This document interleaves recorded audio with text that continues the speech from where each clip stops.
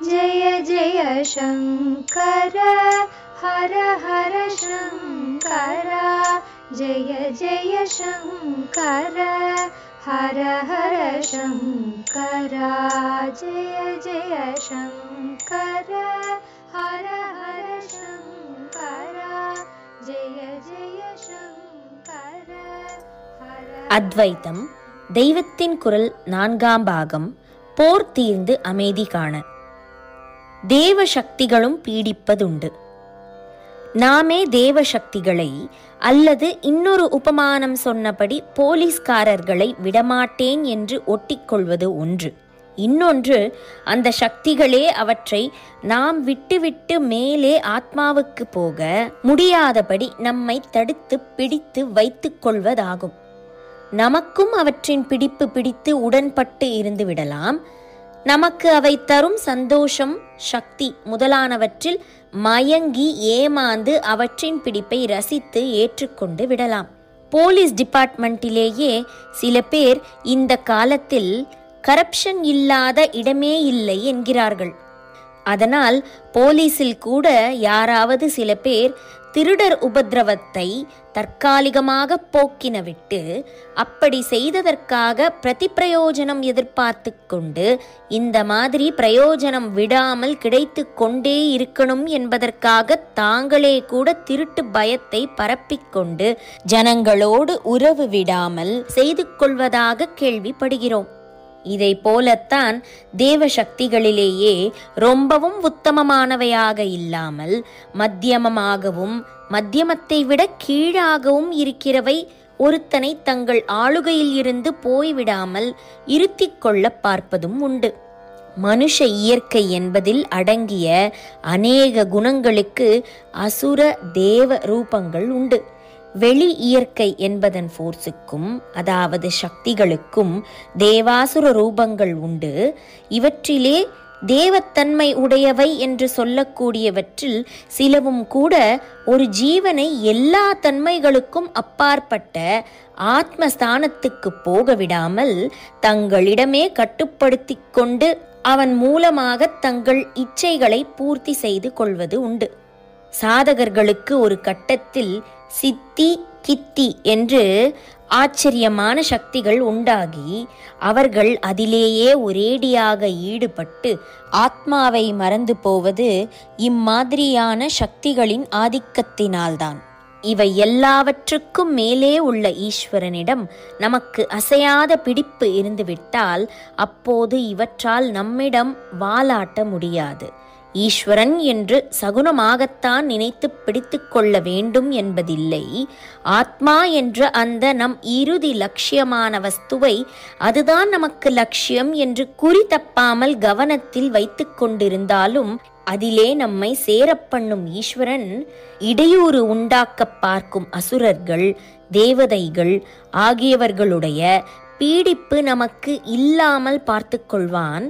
பார்த்து பார்த்து ரட்சிப்பான். ஈஸ்வர சக்தியை நிரம்ப பெற்று தாங்கள் பரபிரம்ம வஸ்துவே என்ற பிரஞான நிலையில் எப்போதும் உள்ளூர உள்ள உத்தம தேவதைகள் ஜீவனுடைய ஞான லட்சிய ஸ்திதிக்கு இடையூறு செய்யவே செய்யாது. இப்படிப்பட்ட ரத்னத்ரயமாக ஈஸ்வரன், அம்பாள், மகாவிஷ்ணு 3 பேரும் இருக்கிறார்கள் என்று அநேக காரணங்கள் காட்டி அப்பைய தீட்சிதர் நமக்கு உறுதிப்படுத்தி கொடுத்திருக்கிறார். இன்னும் பிள்ளையார், சுப்பிரமணிய சுவாமி, லக்ஷ்மி, சரஸ்வதி போன்றவர்களும் ராமகிருஷ்ணாதி அவதாரங்களும் இம்மாதிரியானவையே. குறியை பொறுத்தே இறைவன் அருள். ஆனால் 2 விஷயத்தை மறக்காமல் ஞாபகத்தில் வைத்துக் கொள்ள வேண்டும். ஒன்று, இருளன், வீரன், காட்டேரி மாதிரியான தேவதைகளை கூட அது ஏதோ ஒரு விதமான சக்தி படைத்த ஒரு வியக்திதான் என்று குறுக்கி நினைக்காமல் அது பரமாத்மாவே, ஈஸ்வரனே என்று நினைத்து பரமாத்மாவின் ஒரு ரூபம் என்றே வழிபட்டால் வாஸ்தவமாகவே அவற்றுக்குள்ளேயும் உள்ள பரமாத்மா அனுகிரகம் செய்வான். இருளனாக காட்டேரியாக அவை இருந்து பண்ணக்கூடிய இடைஞ்சலை அவை பண்ண முடியாதபடி பார்த்து கொள்வான். உத்தமமான ஞானத்தை கொடுப்பான். 2. இப்போது சொன்னதற்கு இது மறுகோடி. சாக்ஷாத் ஈஸ்வரனை, பரமாத்மாவை கூட அவன் நமக்கு வேறாகவே இருக்கிறான். அப்படி வேறாகவே இருந்து கொண்டிருக்கட்டும். அந்த நிலையில் அவன் தரும் ஆனந்தமே போதும், அத்வைதம் வேண்டாம் என்று பிடிவாதமாக நினைத்து பக்தி பண்ணினால் ஈஸ்வரன் ஞானத்தை கொடுக்காமல் உன் இஷ்டப்படியே துவைதமாக இருந்துவிட்டு போ என்று விட்டு விடுவதாகத்தான் பெரும்பாலான உதாரணங்களில் இருந்து தோன்றுகிறது. இதிலே இன்னும் கொஞ்சம் பகுத்துச் சொல்ல வேண்டியிருக்கிறது.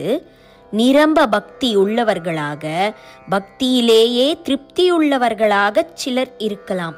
இவர்கள் அத்வைதத்தை பற்றி அறியாதவர்களாகவோ, அது வேண்டும் என்று குறிப்பாக கவலைப்படாதவர்களாகவோ இருக்கலாம். ஆனாலும் தீர்மானமாக அத்வைதமா, அது நமக்கு வேண்டவே வேண்டாம் என்று பிடிவாதத்துடன் நினைக்காதவர்களாகவும் இருக்கலாம். பக்தியே திருப்தியாகத்தான் இருக்கிறது என்றாலும் ஞானம் என்று அத்வைதமாக ஒன்று வரும் என்றால் அது வேண்டியதில்லை என்று ஒதுக்கிவிடாமல் ஏற்றுக்கொள்ளக்கூடியவர்களாக இவர்கள் இருக்கலாம். இப்படி இருந்தால் கூட ஈஸ்வரனே இவர்களுக்கும் தன் நிர்குண நிலையை தெரியப்படுத்தி அதில் இவர்களுக்கு ஈடுபாடு ஏற்படும்படி அனுகிரகித்து முடிவில் ஞான மோட்சம் தந்துவிடுவான். பகவான், நீ என்னை எப்படி நினைக்கிறாயோ அப்படி பக்தி பண்ணு, அப்படி பண்ணிக்கொண்டே போனால் நான் வாஸ்தவத்தில் உள்ளே எப்படி இருக்கிறேனோ அந்த ஸ்வரூபத்தை நீ உள்ளபடி புரிந்து கொண்டு எனக்குள்ளே பிரவேசித்து ஐக்கியப்படுமாறு பண்ணிவிடுகிறேன் என்று சொன்னதாகச் சொன்னேன். அது அத்வைதமே லட்சியமானாலும் நிர்குணமாக தியானம் பண்ண தெரியவில்லை என்பதால் ஏதோ ஒரு ரூபத்தில் வழிபடுபவர்களை குறித்து மட்டும் பகவான் சொன்னதல்லவென்றும், இப்போது சொன்ன கோஷ்டியைப் போல் அத்வைதத்தை பற்றி நினைக்காமல் பக்திக்காகவேதான் பக்தி பண்ணி கொண்டிருந்தாலும் அதன் முதிர்ச்சியில் அத்வைத ஞானம் பிறக்குமானால் அது வேண்டாம் என்று தள்ளாதவர்களையும் குறிப்பது என்று கொள்ளலாம். ஜெய ஜெய சங்கரா, ஹரஹர சங்கரா, மகாபெரியவா சரணம். जय जय शङ्कर हर हर शङ्कर, जय जय शङ्कर हर हर शङ्कर, जय जय शङ्कर.